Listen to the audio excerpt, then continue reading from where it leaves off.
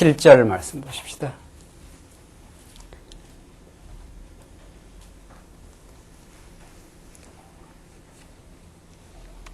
우리 하나님 말씀 구약 성경 잠언 1장 7절 말씀입니다.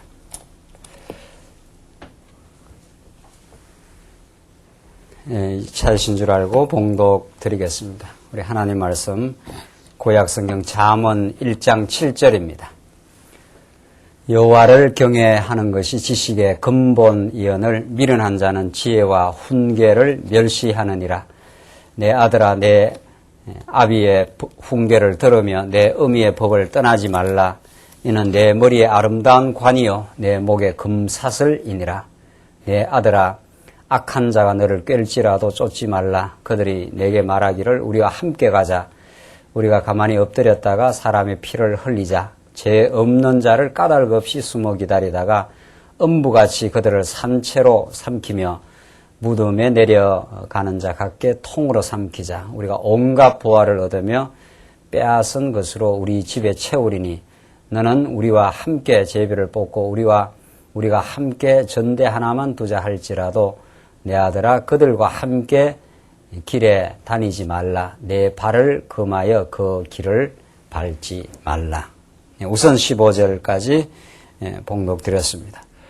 우리는 지난 시간부터 잠언에 개진되는 참 지혜의 말씀을 우리가 지금 수요 기도회 시간에 상고하기로 했습니다. 오늘 본문 내용 말씀은 우리 지난 시간 잠언의 선적인 진술 1장 1절로부터 6절까지 누가 저자이고 이 잠언을 기록한 목적이 무엇이라 하는 것을 우리 지난 시간 확인했는데, 오늘부터 이제 실제적으로 잠언의 그 본론에 해당하는 1장 7절로부터 9장까지 이르는 우선 그 본문 가운데 첫 번째 그 대목이 되는 지혜를 주관하시는 여호와 하나님에 대한 주제를 가지고 이 잠언이 말하고자 하는 하나님의 절대적인 주권성, 하나님께서 모든 역사를 주장하시되 특별히 언약 백성들이 하나님을 그 경외하는 그 지혜까지도 하나님께서 주장해 가시는 하나님 놀라운 섭리의 말씀을, 이 지혜의 말씀을 우리가 오늘 이 본문 내용을 통해서 이제 확인해 가도록 하겠습니다.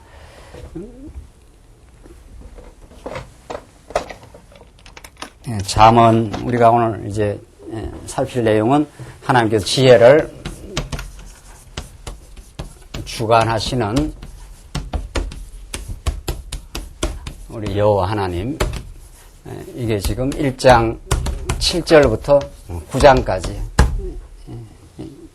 두 번째 대목인데, 첫 번째 대목은 서론이고, 크게 봐서 이 잠언은 크게 봐서 세 부분으로 나뉘어지는데, 우리 지난 시간 이 얼개를 우리가 했습니다. 하나님께서 지혜를 주관하신다 하는 것이 첫 번째, 우리가 오늘부터 이제 본격적으로 살펴갈 내용이고, 두 번째가 그런 지혜의 말씀을 통해서만 왕가가 세워져 간다. 하나님께서 지혜의 말씀을 우리에게 깨닫게 하지 않으면 구약 이스라엘의 왕가가 세워질 수가 없다. 그 왕가가 올바르게 세워져야 그 나라가 건전하게 다스려질 수 있다. 그래서 마지막이 이제 나라를 다스리시는 여호와 하나님, 이렇게 되어 있습니다. 하나님께서 궁극적으로 나라를 그 다스리는 주권성을 이제 잠언 내용을 통해서 하나님이 여러 속성 가운데, 특별히 5대 속성, 이 시가서의 5대 속성 가운데 주권적인 하나님을 가르쳐 주시되, 오늘 우리 공부하는 지혜를 주관하시는 여호와 하나님입니다.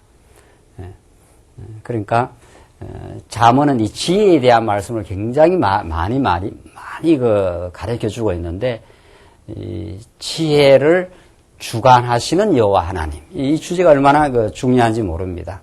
사실은 모든 인생이, 예수를 믿건 안 믿건 모든 인생이 이 지혜를 얼마나 찾기를 원하는지 모릅니다. 크게 말해서 이 지혜, 혹은 다른 표현을 쓰면 지식이라 해도 되고 진리라 해도 되고, 모든 인간이 참으로 갈망하고 추구하는 것이 참된 지혜가 무엇인가, 저 지혜를 얻어야 지혜의 반대가 이제 어리석음, 우매함이니까 이 세상 모든 걸 다 가지고 있고 모든 그 권력을 가지고 있어도 인간 마음속에 참된 평화와 진정한 삶의 의미를 알 수 없어서 이미 아담 타락 이후 지금까지 좀 짧게 말하면은 주전 6세기 이전 본격적으로 서구의 철학이 발현한 그 시대로부터 그때가 다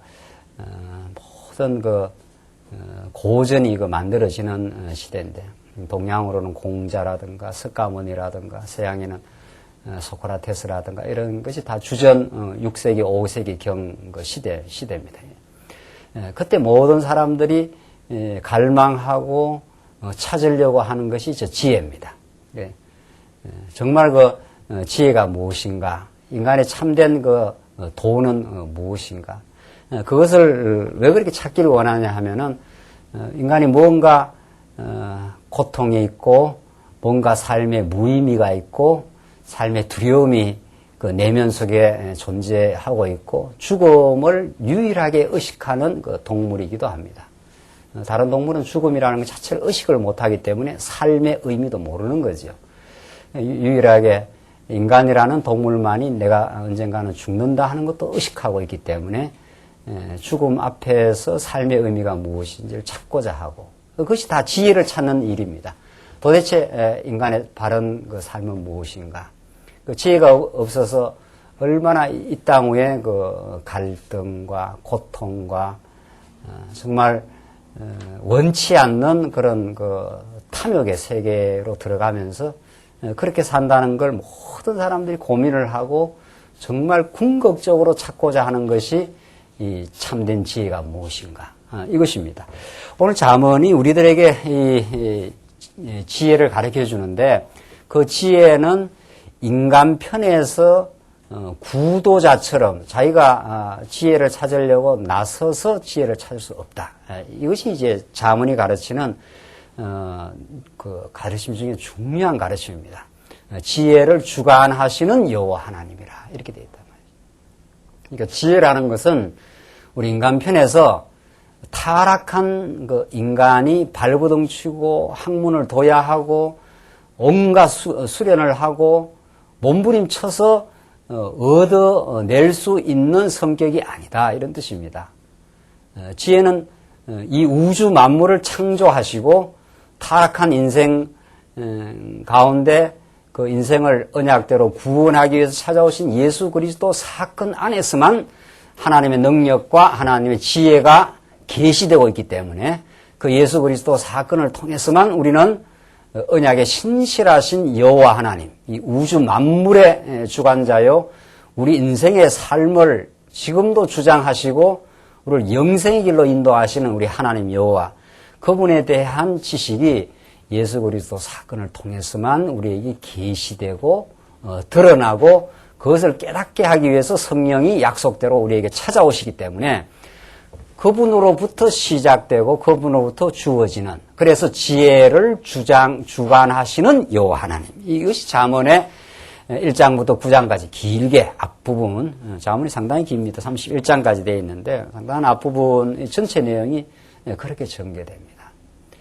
여러분과 제가 오늘 정말 수요 기도에 이렇게 하나님께서 불러 모아 주시는 것은 그렇게도 많은 철인들이, 수많은 구도자들이 목숨을 걸고 지혜가 어디에 있는가 해서 정말 강 건너고 산 건너고 정말 그렇게 찾아다니고 스승을 찾아다니면서 그렇게 갈구하는 지혜가 여기 있습니다. 알고 보면. 그런 우리의 심정으로 얼마나 많은 수많은 인류들이 지혜를 찾기 원하지만은 그의 발버둥으로서 찾아지지 않는 지혜가 하나님의 놀라운 은혜와 우리를 찾아오시는 언약의 신실하신 여호와 하나님의 놀라운 정말 자비하심 덕분에 오늘 우리는 이 지혜를 주관하시는 여호와 하나님에 대해서 우리가 이 말씀을 깨닫게 됩니다. 그래서 우선 1장 7절로부터 4장까지가 이제 다시 이게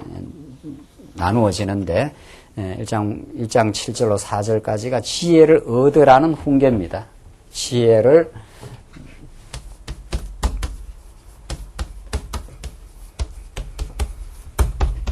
1장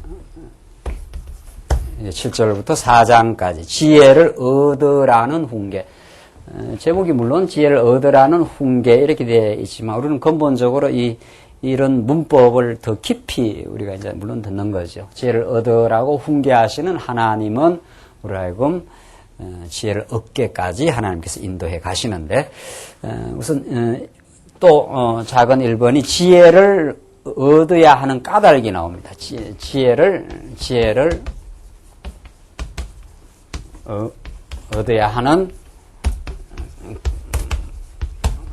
까닭. 왜 지혜를 얻어야 하는가? 이것이 1장 7절로 2장까지 나오는데 우선 7절로 9절은 솔로몬이 아들에게 여호와를 경외하는 까닭을 가르쳐 줍니다. 한번 보십시다. 7절 여호와를 경외하는 것이 지식의 근본이언을 미련한 자는 지혜와 훈계를 멸시하느니라.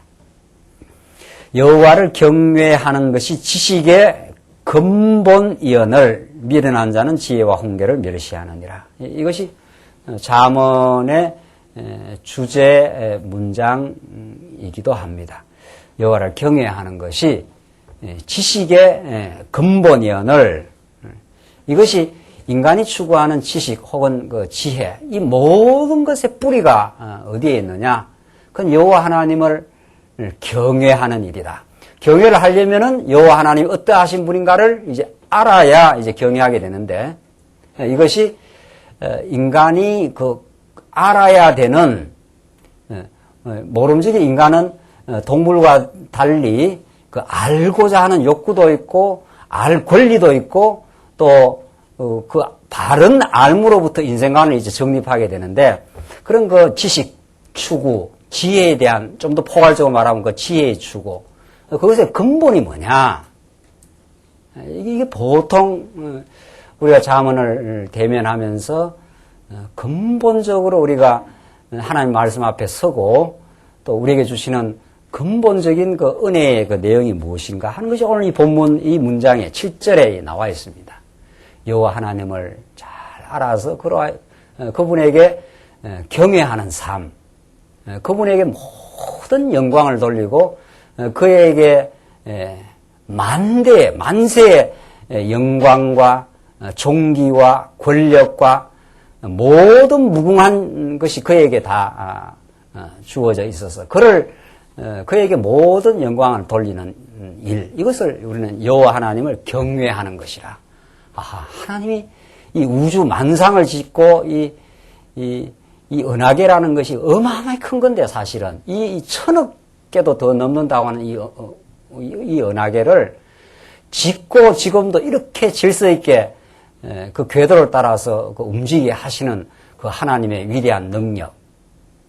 그런 큰 능력의 하나님이 당신의 아들을 이 땅에 우리의 구원과 하나님의 그 은혜를 궁극적으로 깨닫게 하기 위해서 보내시는 하나님의 그 신비롭고 놀라운 그 심오한 사건, 그런 역사를 주장하시는 분이 우리 여호와 하나님이라.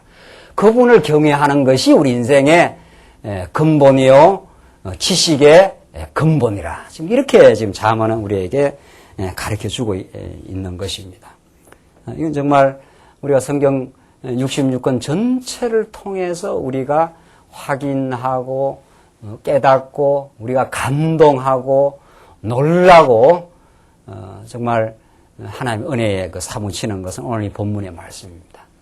우리가 여호와 하나님을 알지 못했을 때 우리가 예수 안에 있지 않았을 때 타락한 상태에 있을 때 얼마나 우리가 지금 생각하면 허망하고 정말 우리가 조금 이 세상에서 아는 그 서푼어지 되지 않는 그 지연말단적인 그 지식을 가지고 자기 인생의 어떤 지혜로 삼으며 살려고 했던 우리 지난날의 그 허망함, 그런 그 허망한 삶 속에서 우리를 건져내시고 우주를 창조하시고 지금도 우리의 생명과 호흡을 주장하시고 우리의 맥박을 뛰게 하시고 우리의 호흡에 들이쉬고 내쉬는 이 모든 이 역사를 주장하시는 우리 하나님, 우리 하여금 진리를 추구하게 하시는 그 하나님의 그 놀라운 은혜를 갈구하는 그 마음을 주신 하나님, 그분이 우리 여호와 하나님입니다.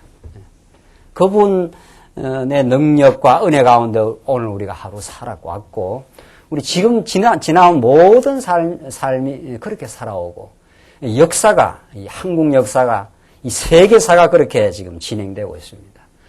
그러한 분을 알아 경외하는 것. 이것이 우리 인생이 추구하는 참된 그 가치라 오늘 성경은 그렇게 말합니다. 그것이 바로 지식의 근본이라.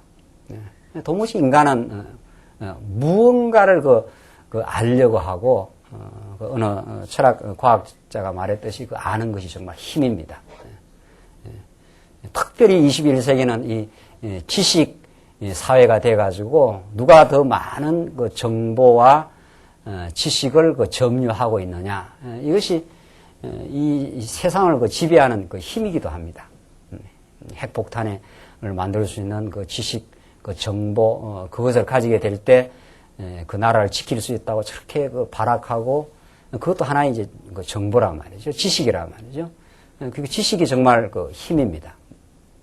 그런데 그런 세상적 정보, 그것이 여호와 하나님을 경외하는 데 이르는 이 영적인 지식, 오늘 이 잠언이 말하는 그것과 연결되지 않을 때 인간의 지식이라는 것이 얼마나 허망하며 자기 파멸적이라는 것을 우리는 이 세상살이를 하면서 많이 깨닫게 됩니다.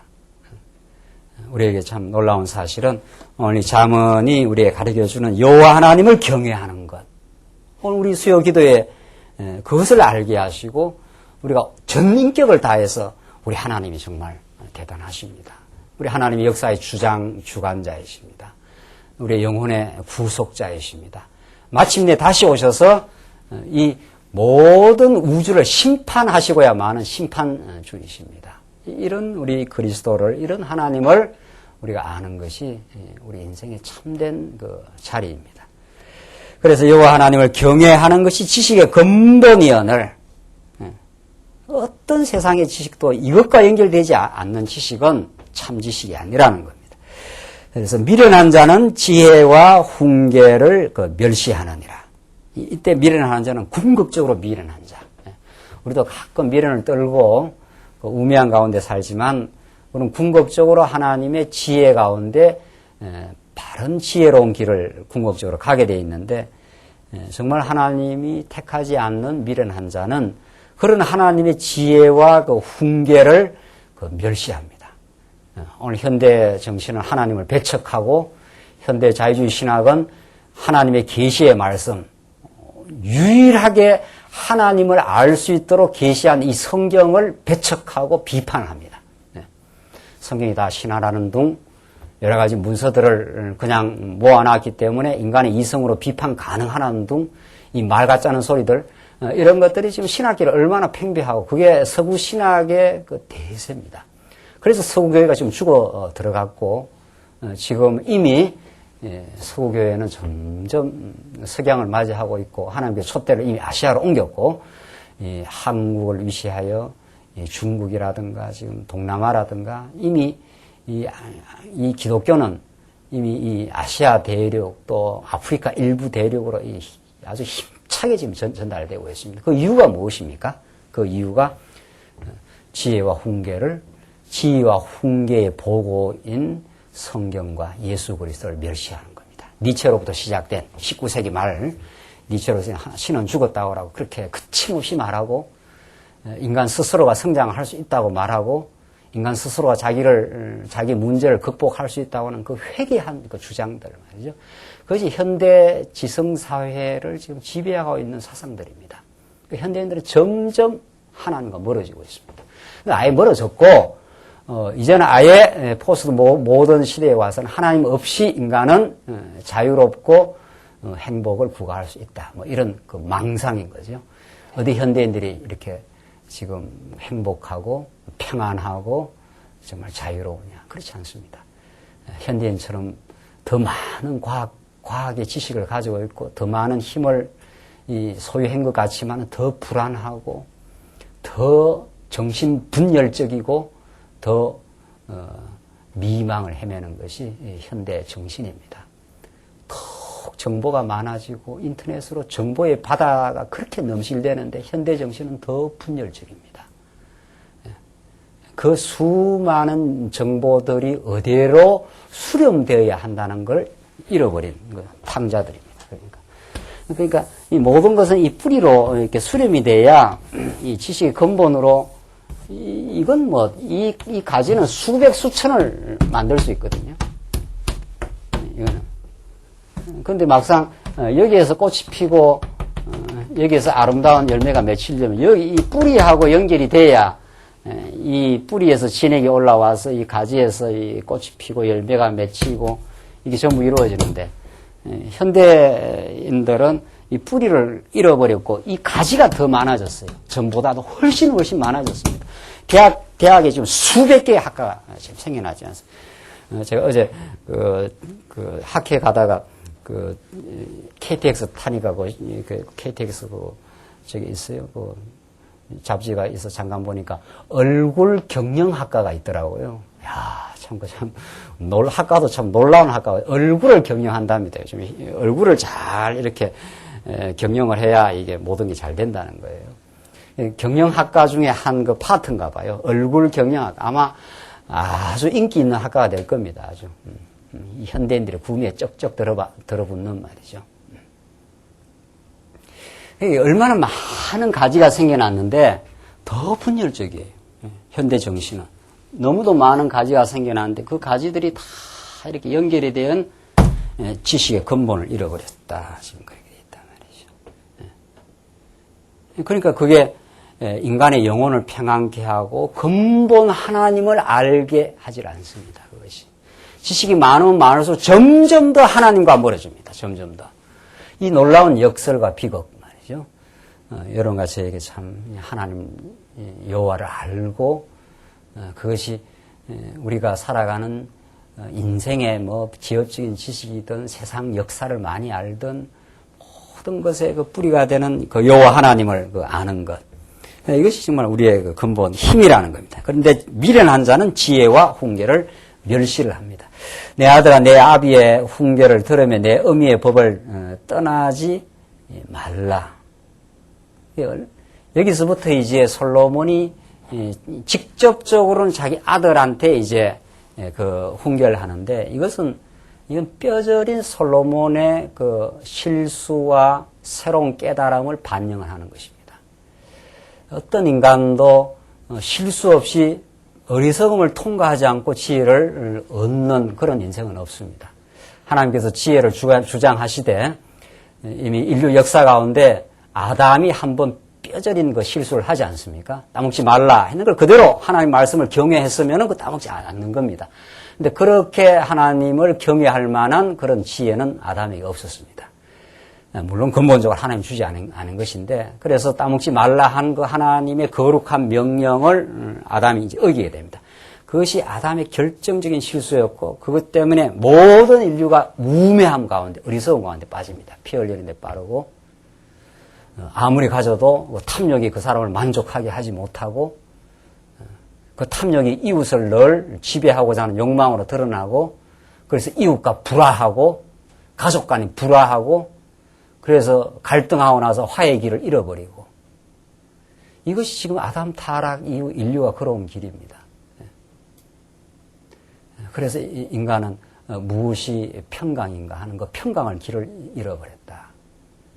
이것이 그 우매한 그 인생의 모습인데 솔로몬이 그걸 경험을 했습니다. 솔로몬이 전반부의 생활에서 하나님의 지혜를 구해서 하나님 넘치는 지혜를 줬고 그 찬란한 성전을 그 지혜가 아니면 그 성전을 지을 수가 없습니다. 하나님을 섬기는 그 성전을 지어 하나님을 잘 경외하고 정말 이방에 정말 여인이 왕이 찾아와서도 정말 여호와 하나님께서 솔로몬에게 준 그 성전의 그 희왕찬란한 그 멋들어진 그 성전 앞에 정말 이 솔로몬의 지혜의 통치를 받는 이 백성들이 참 복되다고 그렇게 정말 찬탄을 맞이 안했던 솔로몬의 그 지혜를 하나님께서 말년에 한번 잠깐 걷어가십니다. 지혜를 주관하시는 여호와 하나님. 솔로몬이 전반부에 지혜가 있으면 계속 끝까지 스스로가 지혜를 주장하고 스스로가 지혜를 유지할 수 있는 능력이 스스로 안에 있었으면 그럴 리가 없는 거죠. 하나님께서 한번 이렇게 뼈저리게 솔로몬이 어리석음을 겪게 됩니다. 그때 하나님께서 솔로몬에 나타나서 너를 이제 나라를 찢어버리겠다. 그러나 다윗과 예루살렘을 위하여 이렇게 돼 있어요. 열왕기상에 다윗과 예루살렘 위해서 아주 너의 나라를 멸절하는 것은 아니다. 한 지파를 남겨놓고 다 나라가 한번 쪼개지는 어려움을 한번 겪게 된다. 이게 하나님께서 솔로몬이 하신 이야기고 그게 살아생전 솔로몬이 겪었던 그 실수였습니다. 그걸 겪고 솔로몬은 더 큰 이제 깨달음과 지혜를 얻어 이 자문을 쓰고 있는 겁니다. 그러니까 그 실수를 거쳐 이전에도 하나님이 지혜를 받고 살았지만은 한번 이방 여자를 취하고 우상을 섬기고 이방 여자를 취할 때 이방 여자가 다 우상을 갖고 들어왔으니까 요즘으로 말하면 이제 세속주의를 용인하는 꼴입니다. 우리가 예수를 믿고도 세속주의와 타협하고 받아들이게 되면 틀림없이 그 마음의 평화를 잃어버립니다. 잃어버리고 또 뭐 이웃과 갈등을 한다든가 이런 어려움, 그 구약 성경 표현으로 말하는 그 재앙입니다. 그 어려움을 한번 겪고 솔로몬이 새롭게 터득한, 더 심오하게 터득한 내용들이 잠언, 전도, 아가들입니다. 그러니까 그걸 뼈저리게 깨닫고 하나님을 떠나본 삶이 얼마나 허망하며 그 나라가 한번 찢어지는 그 아픔을 이미 솔로몬이 가르쳐 줍니다. 이 나라가 찢어진다. 그래서 그러나 하나님께서 다윗과 그 예루살렘을 위해서 이 나라를 망하게는 하지 않는다. 이랬단 말이에요. 그걸 이제 솔로몬이 이미 알고 있습니다. 그래서 내 아들아 이러는 거죠. 그 아들한테 가장 소중한 거. 이때 아들이라는 건 가장 소중한 언약 백성의 그 대상 이런 뜻입니다. 그건 뭐 물론 우리에게도 육신의 아들도 참 소중하고 더군다나 우리가 하나님의 말씀을 이 땅에 끊임없이 계승하고 시간적으로는 후대 세대에 계승을 해주고 공간적으로는 땅끝까지 우리가 복음을 전파하는 그 모든 하나님의 사랑하는 언약 백성을 향하는 그런 말씀입니다. 내 아들아 내 아비의 훈계를 들으며 내 어미의 법을 떠나지 말라.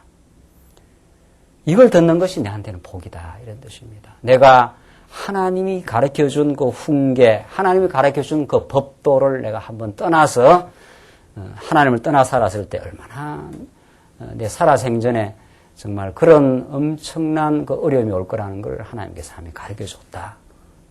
그 평화로웠던 12지파를 하나님께서 다 찢어버리고 북이스라엘과 남쪽 유다로 갈라버리고 한 지파만 남겨놓고 다 떠난다. 그러나 내 시대에는 그렇게 하지 않지만 내 시대가 끝나면 그렇게 한다. 하나님께 예언하셨는데 그대로 이제 됩니다. 그걸 이제 솔로몬이 이미 경험을 했기 때문에 그걸 간절하게 말합니다. 내 아들아 하는 게 얼마나 그 직접적으로는 그 아들입니다. 르호보암을 의미하는데 내 아비의 훈계를 들으며 내 어미의 법을 떠나지 말라. 그 떠나가면은 넌 틀림없이 어려움 겪는다 이 말이죠. 이는 내 머리에 아름다운 관이요 내 목에 금사슬이니라. 이게 아름다운 표현 아닙니까? 너무 중요한 것이다. 하나님이 가르쳐 주시는 구약적으로 말하면 하나님 가르쳐 주시는 율법, 그 언약의 말씀, 내가 하나님을 꼭 경외하고 기억해야 되는 거. 혹시 너희가 범죄했을 때는 꼭 성전에 와서 하나님 앞에 나아오도록 하나님께서 다 그렇게 이미 법도도 다 만들어 놨다. 그걸 꼭 성전을 잊어버리지 말고 살아가라. 그것이 내 머리에 아름다운 관이요 내 목에 금사슬이니라. 이게 얼마나 이 찬란한 거라는 겁니다. 내 목에 머리에 아름다운 관이니까 멸관처럼 아주 그처럼 귀한 것이 없다. 최고로 귀한 것이다. 그 지혜의 말씀, 여호와 하나님을 경외하는 것, 이것처럼 우리 인생사에서 정말 값지고 보배로운 가치는 없다. 목의 금사슬이다. 그만큼 내 인생을 값지게 하는 것이다. 이렇게 지금 가르쳐 줍니다. 10절을 보시면 내 아들아 10절로 19절 악한 자의 유혹을 쫓지 말라며 그 까닭에 대해서 설명을 하는데 10절로 19절 내 아들아 악한 자가 너를 깰지라도 너를 쫓지 말라. 그들이 내게 말하기를 우리와 함께 가자. 우리가 가만히 엎드렸다가 사람의 피를 흘리자. 죄 없는 자를 까닭 없이 숨어 기다리다가 음부같이 그들을 산채로 삼키며 무덤에 내려가는 자 같게 통으로 삼키자. 우리가 온갖 보화를 얻으며 빼앗은 것으로 우리 집에 채우리니 너는 우리와 함께 제비를 뽑고 우리와 함께 전대 하나만 두자 할지라도 내 아들아 그들과 함께 길에 다니지 말라. 내 발을 금하여 그 길을 밟지 말라. 대저 그 발은 악으로 달려가며 피를 흘리는데 빠름이니라. 물어 새가 거물 치는 것을 보면 흔일 이겠거늘 그들의 가만히 엎드리면 자기의 피를 흘릴 뿐이요 숨어 기다리면 자기의 생명을 해할 뿐이니 무릇 이를 탐하는 자의 길은 다 이러하니 자기의 생명을 잃게 하느니라. 자, 요컨대 이 말이 무슨 말입니까? 10절로 19절. 악한 자의 유혹이 반드시 오게 되어 있는데 그것을 쫓지 말라. 지금 이게 역사적 배경이 어떻게 됩니까? 지금 솔로몬이 지금 이게 다윗 솔로몬 시대인데 솔로몬이 말년에 이방 여인의 유혹을 받아가지고 이미 그 나라가 한번 어려워집니다. 그래서 어려워져서 또 하나님께 솔로몬에게 그렇게 이미 예언적으로 그렇게 말합니다. 너희 나라가 이렇게 갈라진다. 이게 참 솔로몬한테 너무도 가슴 아픈 이야기죠. 이 다윗 솔로몬이 이게 통일 왕국 이게 시간이 그렇게 길지 않았습니다. 이게 찬란했던 다윗 40년, 솔로몬 40년, 이게 한 80년 정도 정말 그 통일 왕국을 구가했던 시대를 거치고 나서 인간은 하나님 안 붙들어주시면 이렇게 어리석다는 것을 이스라엘 역사 가운데 아주 너무도 극명하게 보여주는 겁니다. 하나님이 붙들어줘야 된다. 지혜를 주장하시는 여호와 하나님이라는 걸 솔로몬은 자기 생애의 역사적 사건을 통해서 그걸 경험을 하고 내 아들아 악인이 너를 깰지라도 따라가지 말라. 그들은 피 흘리는 데 발이 빠르고 그들을 따라가서 내한테 유익한 것이 없다. 너의 생명에 유익이 안 된다. 지혜의 말씀을 듣고 하나님을 경외하는 것이 너의 생명을 지키는 길이다. 이렇게 이제 간절히 말하는 거죠. 그 역사적 배경이 바로 솔로몬에게 하나님께서 예언을 해줬는데 그 예언이 그대로 됩니다. 예언이 뭡니까? 여로보암이 솔로몬이 너무 그 세금을 많이 매겼거든요. 근데 이 르호보암이 그 아들 르호보암이 그 일을 그대로 반복을 합니다. 반복을 하는데 여로보암이라고 하는 이 신복이 백성들이 너무 그 짐이 무거웠어요. 그래서 좀 짐을 적게 해달라 이렇게 하니까 솔로몬이 그 이제 자문을 구하는데 요즘 말하면 대통령 그 자문 기관이 있지 않습니까? 어떤 중대 정책을 결정할 때 그 자문을 구하는데 이 르호보암이 그 나이 든 사람의 자문을 구하는 게 아니라 그 젊은 사람의 자문을 구했다. 어린 사람의 자문을 구했다. 그렇게 되어 있습니다. 그게 무슨 말인가 하면 어리석은 자의 자문을 구했다. 이런 뜻입니다. 요즘으로 말하면 세속주의에 넘어갔다. 혹은 유대주의의 그 유혹에 오늘 본문대로 말하면 악한 자의 꾀에 넘어갑니다. 그게 이제 구약에서 백발은 면류관이라 구약에서 나이 많은 사람은 그 지혜로운 사람이 그 상징이란 말이죠. 그 지혜로운 사람의 상징인 그 나이 많은 사람들 이야기를 들었으면은 르호보암이 빨리 그 정책을 바꿔가지고 백성들의 짐을 가볍게 했더라면은 이게 나라가 안 쪼개질 수가 있는 겁니다. 그러면 이 그 나라를 분열시키는 나라를 이렇게 쪼개나가는 그 빌미를 안 주는 거죠. 그럼 나라가 평안하게 이제 갈 수 있는데 물론 이제 하나님 작정이 이미 그렇게 이제 갈라지게 되어 있습니다. 갈라져서 어려움을 한번 겪게 이제 되어 있는 것이 작정인데 그렇게 해서 이제 백성들의 그 불만을 틈타고 여로보암이 밀고 들어오면서 백성들의 마음을 다 사가지고 이제 다 끌고 가버리게 되는 거죠. 그래서 이 악한 자의 말을 내가 르호보암입니다. 이 솔로몬의 직접 아들이 듣지 말라. 이들의 길을 가면 안 된다. 그걸 그 역사적 배경을 지금 솔로몬이 이제 앞으로 내다보고 지금 하는 그 말씀입니다. 여로보암의 길을 따라가면은 그건 필망이다. 반드시 망하게 된다. 그래서 사실 이제 후대 역사 우리가 역대기 상하 우리 다 공부 이미 해서 알고 있는 내용입니다만 이 내용 자체는 그러니까 이 북이스라엘 길과 남쪽 유다의 길 이게 근본적으로 다른 겁니다. 그러니까 사실은 그때 범죄하는 걸로 치면 남쪽이나 북쪽이나 똑같은데 그러나 남쪽은 언제나 그 한번 결정적일 때마다 그 돌이키는 계기가 있습니다. 요시아 시대 때 한번 돌이키고 다시 히스기야 시대 때 한번 급진적으로 한번 돌이키고, 그러나 이제 그것이 이제 하나님께서 작정한 아주 한번 바벨론 데려가는 그 길은 이제 회복을 못 시키는 거죠. 그래 갔다가 또 다시 70년 포로 살고 이제 돌아오게 됩니다. 그러니까 북이스라엘과 남쪽 유다는 현상적으로는 비슷하게 보여도 그 근본 의미가 다릅니다. 우리가 때때마다 또 실수도 하고 어리석게 살기도 하는 것은 믿지 않는 사람하고 그 하나의 드러난 현상으로 보면은 그 대차가 그렇게 없어 보입니다. 그러나 근본 다릅니다. 우리는 정말 오늘 수요 기도회 때 이렇게 하나님 앞으로 나와서 다시 하나님을 다시 깨달으면 우리가 여호와 하나님을 경외한다는 것이 얼마나 우리 인생에 정말 중요하고 그게 내 생명이라는 겁니다.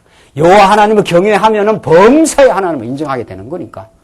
그처럼 우리 마음의 평화를 얻는 기회 없습니다. 그게 근본 다른 겁니다. 믿지 않는 사람하고 근본 다릅니다.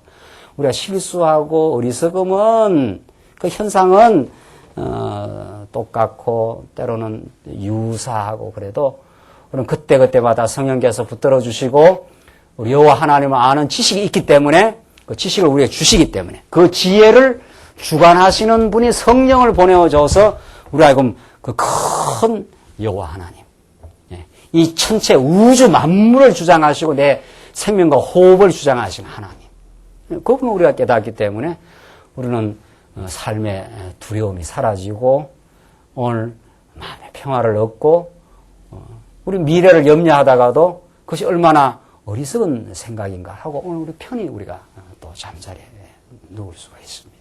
이게 하나님께서 악한 자가 너를 깰지라도 얻지 말라. 이것은 여호와 하나님을 경외하는 길이 아니다.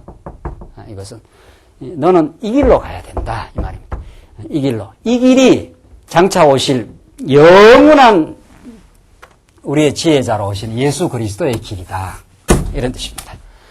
여러분과 제가 가야 할 길은 이 세속주의가 유혹하는 길이 아니라 우리 예수의 길을 가는 사람들입니다. 예수의 길을 간다는 건 무엇을 의미합니까? 예수가 그리스도이심을 지금 믿는 것입니다. 그분만이 우리를 하나님을 알게 하시고 참 선지자예요. 그분만이 우리의 모든 것을 주장하시는 왕이시고 그분이 우리의 모든 험한 죄를 다 용서하신 분입니다. 우리는 다시는 하나님 우리를 죄인이라 이렇게 정죄하지 않습니다. 죄의 예습과는 우리에게 좀 남아있지만은 우리를 하나님께서 죄인이라 정죄하지 않습니다. 우리는 너무도 하나님 앞에 설 때 당당하고 자식이 아버지 앞에 설 때 당당한 겁니다.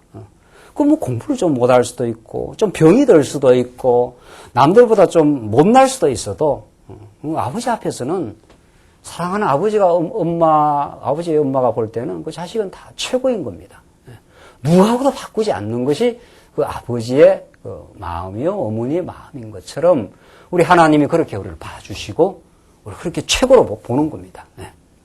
그것이 우리가 예수를 믿는 너무도 복된 길입니다. 이게 예수의 길입니다.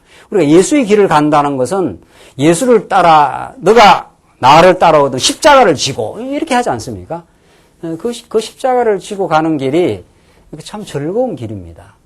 그것이 막 그냥 헉헉대는 길이 아닙니다. 물론 우리의 가는 길에 고통도 있고 하나님께서 우리에게 남은 고난에 동참하게 하는 길도 있지만 그건 아주 예수를 따라서 즐거이 가는 길입니다. 하나님이 우리를 자녀로 삼으셨고 우리가 남은 그리스도의 고난을 위해서 교회를 섬기는 일이 아주 즐거운 길입니다. 그래서 여러분과 저는 정말 이 자유의 세계에 복음을 깨닫고 하나님을 섬기는 이 악한 길을 따라가지 아니하는 이 여로보암을 따라가면은 이건 필망합니다. 망합니다 이 말이죠. 너는 다윗의 길을 가야 된다. 너희가 범죄하고 실수해도 너를 용서해주는 예수가 너희 앞에 있다. 그럼 그 길을 지금 우리가 가라 하신 하나님께서 가도록 성령을 보내어서 이렇게 우리가 때때마다 말씀 앞으로를 인도하신 겁니다. 그들은 피 흘렸는데 발이 빠르다. 그들이 작당하고 음모하는 길은 다 하나님을 배반하는 길이다. 그 길이 아니다. 그 길이. 아무리 이 땅에서 똑똑하고 난처하고 해도 그 하나님 여호와를 아는 그 지식이 없다면 그것처럼 허망한 일이 없다. 그것이 지금 솔로몬의 가르침입니다. 20절 보시면은 20절로 26절 지혜의 부름을 거절하는 자들에게 거절하는 자에게 임할 그 재앙을 가르쳐 줍니다. 지혜가 부르는데 그걸 거절하게 되면 그건 재앙일 뿐이라는 거예요. 20절. 지혜가 길거리에서 부르며 광장에서 소리를 높이며 헌화하는 길머리에서 소리를 지르며 성문 어귀와 성중에서 그 소리를 발하여 가로되 너희 어리석은 자들은 어리석음을 좋아하며, 이게 재밌는 표현이에요. 어리석은 자들은 어리석음을 좋아하며, 뒤에 보십시오. 거만한 자들은 거만을 기뻐하며 미련한 자들은 지식을 미워하니 어느 때까지겠느냐. 그 사람이 됨됨이대로 산다 이런 뜻입니다. 그 어리석은 자는 어리석은 것을 어떻게 좋아합니다. 그 사람은 그야말로 그 됨됨이대로 삽니다. 그래서 우리가 이 진리, 생활, 체제 이렇게 우리 이야기하는데 이 생활이 이게 됨됨입니다. 이게 인격입니다. 하나님께서 진리는 그 사람의 삶을 바꾸어 놓습니다. 그 삶이 바뀐다는 게 이 인격이 바뀐다 이런 뜻이란 말이죠. 저는 악한 길을 쫓아갔던 사람이 우리는 선한 길을 이제 따르게 됩니다. 그러니까 이미 그 가치관이 바뀌어 버렸어요. 우리는 그 됨됨이가 바뀌었지 않았어요? 그러니까 진리를 모를 때는 오늘 본문에 말하는 대로 어리석음을 좋아합니다. 어리석음을. 그 신기한 거죠. 그 어리석음을 안 좋아할 것 같은데 어리석은 됨됨이를 갖고 있는 사람은 어리석음을 좋아합니다. 그 지혜로운 됨됨이를 갖고 있는 사람은 어리석음을 싫어합니다. 그렇게 되죠. 오늘 수요 기도 오는 게 아주 지혜로운 선택이라 생각해 봅시다. 그러면 드라마 재밌는 거 볼래, 수요 기도에 갈래 이러면은 어느 쪽으로 갑니까, 여러분들은? 현상적으로 말하면 그 자기의 그 됨됨이대로 선택합니다. 이쪽으로 가는 것이 하나님의 말씀을 듣고 우리 사랑하는 성도들을 만나고 이것이 더 즐거우면 이쪽으로 오는 거고, 드라마가 꼭 나쁜 건 아니에요. 가끔 보셔도 괜찮은데 이런 중요한 시간에 그쪽을 선택한 건 그 어리석기 때문에 그쪽으로 선택을 하는 겁니다. 그 어리석음이 더 많다 이런 뜻이죠. 그러니까 그 사람이 됨됨이대로 사는 겁니다. 그러니까 그 사람이 됨됨이대로 체제를 만듭니다. 그러니까 장로교회가 아무리 장로교회 체제를 만들어놨어도 그 진리의 깨달음과 그 모인 사람들이 장로교회를 할 수 있는 그 자질과 됨됨이가 안 돼 있으면 아무리 장로교회 체제를 만들어도 장로교회 체제를 못 합니다. 그렇죠? 이번에 제가 이제 국제학술대회가 있어가지고 다 갔다 왔습니다. 박사들이 한 수백 명 모였어요. 한 200명 좀 모인 것 같은데. 전부 다 기독교, 학문, 국제학술대회인데, 참 너무도 많은 걸 깨닫고 왔습니다. 수많은 기독교 철학자들, 기독교 행정가들, 기독교 온갖 다양한 분야의 발표가 한국이 굉장히 기독교가 강해졌어요. 현상적으로 말하면. 학자층이 굉장히 이미 120년 한국 교회가 학자층이 많이 두터워졌고, 이제 해외에 있는 신학자들이 한국의 학자들의 상황을 이제 이렇게 함부로 못하는 그런 때가 왔습니다, 지금. 그러니까 수많은 발표가 각 분야마다 이루어졌는데, 정말 제가 너무 많은 걸 느꼈어요. 많은 좋은 발표들이 있어요. 기독교 철학 발표도 있었고, 기독교와 민주주의, 기독교 행정학입니다. 그 발표도 있었고, 기독교, 사회과학도 있었고, 여러, 제가 다 들어가 볼 수 없으니까 제가 이틀 동안 있는 동안 중요한 제가 이제 관심 있는 걸 들어가 봤는데, 그 나름대로 다 일리 있는 주장들을 합니다. 그 주장들을 하는데, 그걸 전체적으로, 기독교 사회과학을 말하는 사람이 기독 정치학인데, 그분이 한국의 아주 유명한 정치학자입니다. 그 정치학자가 이제 예수를 믿는 정치학자가 이제 기독교 사회과학을 말하는데, 자기가 쭉 발표를 하면서 마지막 자기가 최종적인 답은 신학자가 해줘야 되지 않겠는가? 이렇게 말해요. 그 사람이 알아요. 기독교 정치학, 기독교 사회과학은 아주 잘 발표를 해요. 그 분야에 평생을 연구했던 사람이니까. 그러나 이 모든 것의 마지막은 이제 신학이 말해줘야 된다. 그렇게 발표 전제를 하고 이렇게 강의를 해요. 기독교 행정학도 제가 강의를 들었는데, 한국 기독교 교회 정치가 얼마나 부패하고 타락했는가. 그 사람이 노골적으로 이야기해요. 모든 게 목사의 문제라는 거예요. 최종적으로. 이거 맞는 말입니다. 장로님들도 함께 그 책임에서 벗어날 수는 없지만, 최종적으로 자기가 그 목사들 앉아 있는데도 그래요. 목사님들에게 미안하지만은 목사의 문제입니다. 이렇게 말해요. 맞다. 제가 공감했어요. 나와서 그 발표 나와서 마지막에 이야기하면서 맞다고. 왜냐하면 그 신학을 어떻게 가르치느냐가 이 교회 행정을 결정을 하는데 최종적으로 그게 안 된다는 거예요.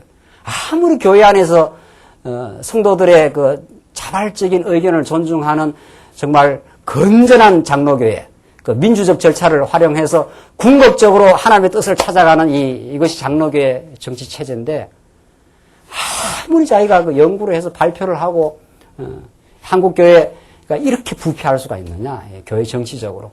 한국 교회 성도들은 다 지금 죽어 있고 발언권이 없다는 거예요.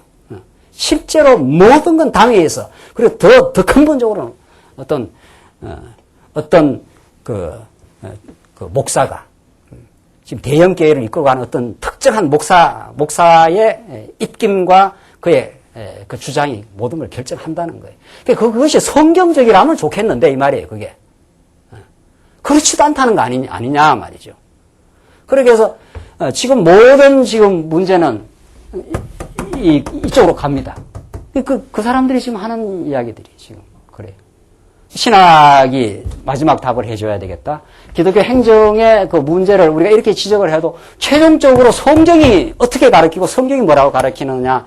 성경이 신앙 안에서의 자유와 신앙 안에서의 질서를, 이 자유와 질서는 대립되는 개념 같단 말이지, 교회 행정학에서. 그러나 우리 성경 신학에 따르면 전혀 대립되지 않습니다.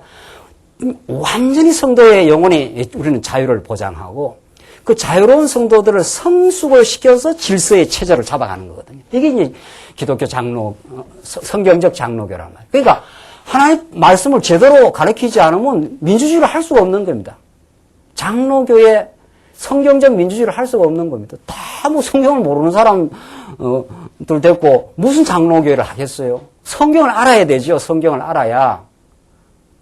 그러니까 그런대로 장로교가 발달된 화랑 같은 데는 저분이 장로인지 목사인지 잘 모른다는 거 아니에요. 그 성경 지식이라든가 신학적인 그 안목이 말이죠. 토론을 하면은 그만큼 장로님들이 성경에 대해서 해박하고 단순히 지식에만 해박한 게 아니라 그것을 그 영혼을 지도하는데 그 해박하다는 겁니다. 그래야 이 장로교가 되는 겁니다. 그렇게 우리는 점점 자꾸 그렇게 성숙해서 가자는 겁니다. 그 성숙의 농도만큼 장로교가 되는 겁니다.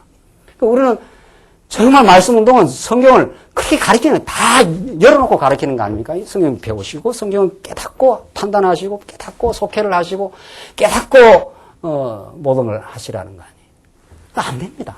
아무리 정치학자들이, 행정학자들이, 지금 기독교 철학자들이 발부둥을 치고, 그 기라슨 같은 학자들이, 지금 미국에서 이번에 그 기독교 철학자가 발표를 했는데, 기독교 철학의 마지막은 비판과 건설의 작업인데, 이 현대 문화를 비판하는 것이 한 축이고 한 작업은 건설을 해야 된다. 시간 거의 다 발표 시간 전부 다를 비판 안에다 보내버렸어요. 현대 문화를 비판하는 거. 그거야 지금 누구라도 하지 않습니까? 그 대안을 말해야 되는 그 대안은 마지막 한 5분쯤 하고 말았어요. 5분 뭐 해야 된다는 이야기만 하고 당위적인 이야기만 하고 말하지 무엇이다는 말이 없어요. 지금 이렇게 되어 있습니다. 이 전 세계 기독교의 상황입니다, 이게. 그래서 우리가 지금 이런 모든 작업들을 이제는 받아들이고 수용할 수 있습니다. 맞습니다. 상당히 많이 연구가 많이 진행됐습니다. 그러면 해답은 어디에 있습니까? 이렇게 되는 거죠. 여기가 해답이 있단 말이죠. 바른 하나님을 가르치고 바른 성경이 가르치는 진리를 바르게 가르치면 교회는 점점 성숙하게 되고 성숙하게 그렇게 점점 장로교회도 될 것이요. 우리 마음의 평화도 있을 것이요. 성도들의 마음의 자유가 있을 뿐 아니라 점점 질서 있는, 우리 광야교회가 초기보다 그래도 지금 훨씬 안정이 되어 있지 않습니까? 한 10년 전보다 더 안정이 되어 있어요. 한 10년 더 우리가 말씀을 더 깨닫고 더 훈련을 거쳐가면 더 뿌리가 놓여질 것입니다. 그때 되면 우리는 더 지금보다 성숙한 장로교회가 무엇인지, 성경이 가르치는 체제가 무엇인지를 경험하게 될 것입니다. 지금도 우리가 전부 다 훨씬 많이 경험하지 않습니까? 아직은 우리가 미숙한 부분이 있는 것도 사실이지만은 또 우리가 이 땅에 완전한 건 없습니다. 그 다른 목표를 향해서 우리가 한 걸음 한 걸음 성숙해 가는 것이 얼마나 우리가 기쁨이냐 말이죠. 그들은 참 그 방향 없음, 그들의 그 안타까움, 그런 것을 우리는 그 확인할 수 있었습니다. 정말 이 어리석은 자는 어리석음을 좋아합니다. 그래서 아무리 이렇게 체제를 잘하라 이렇게도 안 됩니다. 진리를 가르쳐 줘야 합니다. 진리를 가르치면 그 인격이 변합니다. 지혜로워집니다. 진리를 사랑하기 때문에 진리를 사랑하는 쪽으로 선택을 합니다. 그렇지 않습니까? 그 지혜로운 쪽으로 자꾸 선택을 하게 되어 있습니다. 그것이 하나님께서 지혜를 주셔서 그렇습니다. 이미 자기가 지혜로운 자꾸 마음과 인격이 형성된 사람은 그렇게 선택을 합니다. 수요기에도 나오고 싶고 성도를 사랑하는 쪽으로 선택을 하고 성도를 위로하는 쪽으로 선택을 합니다. 갈등을 일으킨다든가 남을 해코지한다든가 타산다든가 이런 건 어리석은 일 아닙니까? 그만큼 어리석으니까 그렇게 하는 겁니다. 그렇죠? 문제는 성도님들 미워하지 마십시오. 갈등하지 마십시오. 그런다고 되는 게 아닙니다. 마지막에 그 체제 안에서 잘 사십시오. 이 말 아닙니까? 그렇게 한다고 되는 게 아닙니다. 사랑하고 사십시오. 서로서로 체제라는 건 두 사람이 이상이 모인 건데 말이죠. 서로서로 사랑하는 체제를 누리고 살고 그런다고 되는 게 아닙니다. 예수가 얼마나 우리를 사랑했는지 모릅니다. 하나님이 우리의 역사의 주장이십니다. 그가 우리 인생의 모든 걸 허락하신 분입니다. 그는 우리의 영원히 경배받아야 마땅하신 분입니다. 그가 지금 살아계시고 우리에게 모든 걸 베풀어 주셨습니다. 그게 진리입니다. 그 말씀을 자꾸 깨달으면 어리석지 않습니다. 어리석게 안 됩니다. 지혜로운 인격으로 바뀌고 자꾸 지혜로운 선택을 우리 삶은 현상적으로 날마다 선택입니다. 현상적으로 말하면 날마다 수요기도에 갈 것인가 집에 있을 것인가 지금 내가 악한 생각 쪽으로 마음이 움직이느냐 선한 쪽으로 말하면 날마다 선택이에요. 현상적으로 말하면. 그걸 하나님이 주장하시고 하나님 우리를 진리의 말씀으로 자꾸 단련시키고 우리 인격을 가다듬게 하시면 지혜롭게 되고 오늘 본문이 가르치는 대로 거만한 자들은 거만을 기뻐합니다. 거만한 인격이기 때문에 거만을 기뻐합니다. 하나님께서 진리의 말씀을 깨닫게 하시면 인격이 겸손하게 됩니다. 하나님을 범사에 인정하니까 자랑할 일이 없습니다. 그렇지 않습니까? 십자가만을 자랑하고 예수를 자랑하니까 모든 게 평안해집니다. 이것이 성경이 가르치는 오늘 지혜입니다. 오늘 본문이 가르치는 건 정말 중요한 말씀입니다. 어리석은 자들은 어리석음을 좋아하며 거만한 자들은 거만을 기뻐합니다. 그러나 예수를 사랑하는 사람은 거만을 싫어합니다. 그래서 겸손하라 해서 겸손되는 게 아니라 그냥 겸손하게 됩니다. 범사에 하나님 인정하고 범사에 하나님 감사하니까 그 사람이 얼마나 겸손한 사람입니까? 마음에 기쁨이 넘치고 그래서 범사에 있을 때마다 감사가 넘치고 다른 사람과 더불어 성도님들 참 이렇게 살아서 참 감사합니다. 이렇게 사는 것이 얼마나 기쁘고 행복한지 모릅니다. 그 사람은 그 말을 뜨라 해도 그게 이상합니다. 그 말을 뜰 수가 없어요. 하나님 아는 사람은. 미련한 자들은 지식을 미워하니 어느 때까지 하겠느냐. 지금 여로보암의 길을 따라가는 자들은 끝까지 지혜를 멸시하고 이 거만의 길을 간다는 겁니다. 우리는 그러나 하나님께서 우리가 미련하게 살기도 하고 거만하게 살기도 했던 우리들이지만 진리가 우리를 파고들으면 살아계신 하나님께서 우리와 함께 하시고 예수가 우리와 함께 하시면 우리 얼마나 정말 복되고 겸허하고 우리는 그 겸허함이 우리 인생이 얼마나 복이라는 걸 알고 참된 아름다운 삶을 하나님께서 선물로 주실 것입니다. 오늘 이 지혜의 말씀, 이 세상 무엇과도 바꿀 수 없는 이 지혜의 말씀이 여러분의 삶에 참 생명이 되시기 바랍니다. 기도하십시다. 우리 자비하신 하나님 아버지 은혜를 감사합니다. 하나님께서 여호와 하나님 아는 이 지혜를 우리에게 허락하심을 감사합니다.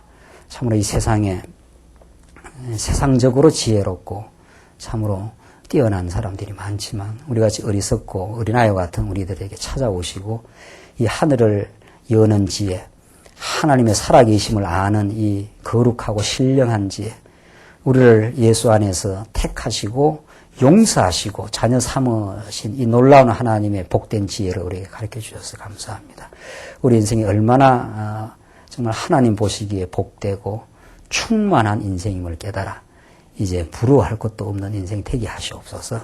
세상을 짝하거나 세상의 가치 앞에 위축되는 일 없게 하시고 정말 늠름하고 담대한 우리의 삶이 되게 하셔서 이 세상을 오히려 비추는 참 아름다운 우리 광야교회 되게 하시옵소서.